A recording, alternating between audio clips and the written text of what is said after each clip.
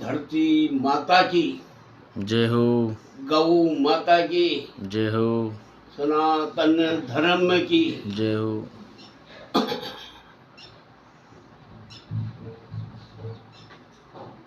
मतलब बात ऐसी है कि दूषित अन्न नहीं खाना चाहिए। जैसा खाए अन्न वैसा होए मन। यदि आप दूषित अन्न खिलाओगे, हराम का अन्न खवाओगे, तो बच्चे भी हराम ही पैदा होंगे। और मेहनत का खिलाओगे तो बच्चे आदर्शवादी बनेंगे, संस्कार युक्त बनेंगे। इसलिए दूषित अन्न खाने का बहुत प्रभाव पड़ता है।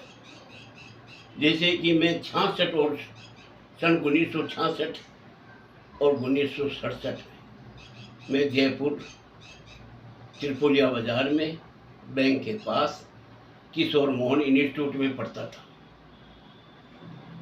मैं जागराना वाली की चक्की के सामने रूम में रहता था।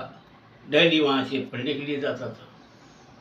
तो एक इंचार्ज थाने का, वो रोजाना गायों को चारा डाले और कबूतरों को ज्वार मक्का वगैरह डाले।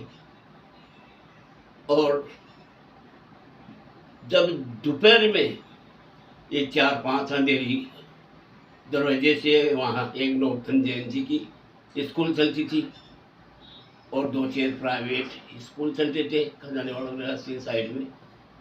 उनमें आइसक्रीम बंटवाता, बच्चों को कुल्फी बंटवाता।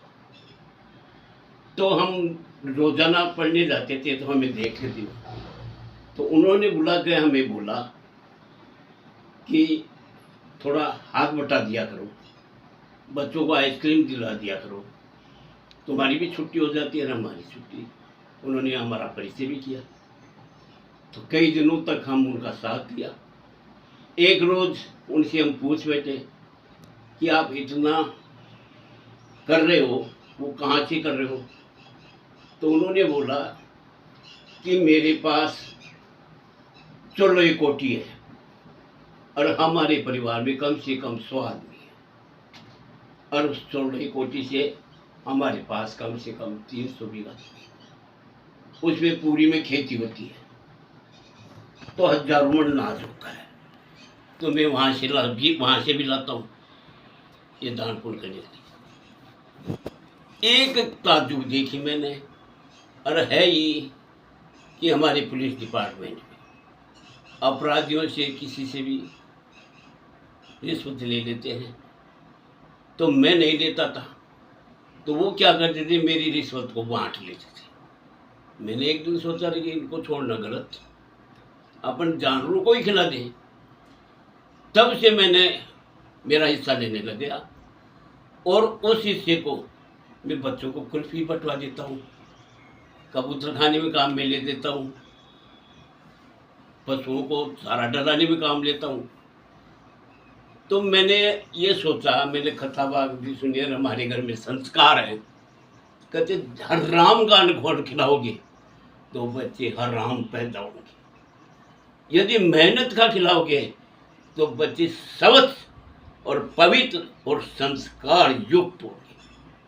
जैसे कहा भी है, शास्त्रों में भी कहा है, बुजुर्ग शास्त्रों में, श्लोकों में, किसी में भी बातें कह गए वो बिल्कुल साकार है। जैसे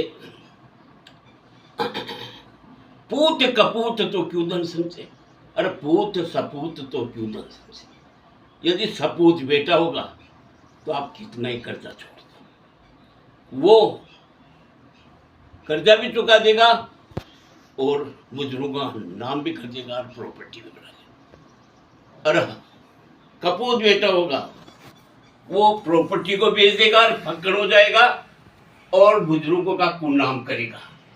इसलिए दूषित अन्न नहीं खिलाना चाहिए। एक बार क्या हुआ, अमेरिका का राजदूत और हिंदुस्तान का राजदूत एक जगह हुए। तो अमेरिका का राजदूत पूछता है कि तुम्हारे देश में चोरी हो जाए तो कितने घंटे में पकड़ लो?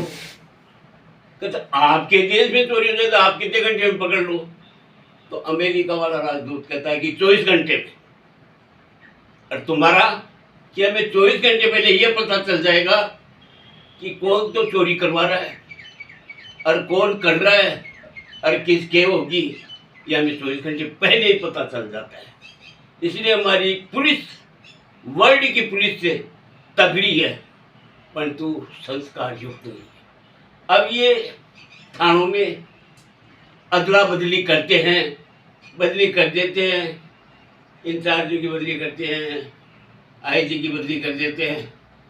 ये कारण समझ में नहीं आ रहा है कि किसी ने बंदी बांध रखी है या खुद ही लेते हैं।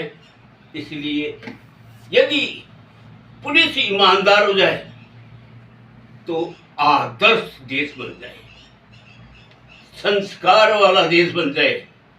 यदि पुलिस ईमानदार हो तो स्वर्ग बन जाए। इसलिए पुलिस प्रशासन नौकरी दे रखी है भगवान ने। अरे किसके लिए इकट्ठा कर रहे हो?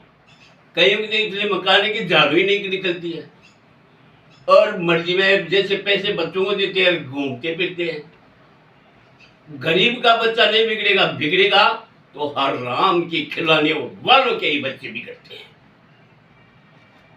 आपने दिल से चौतरफ उठा के देख लो। इसलिए संस्कार युक्त बच्चों को बनाओ, प्योर मेहनत का खिलाओ, हर राम की मत खाओ।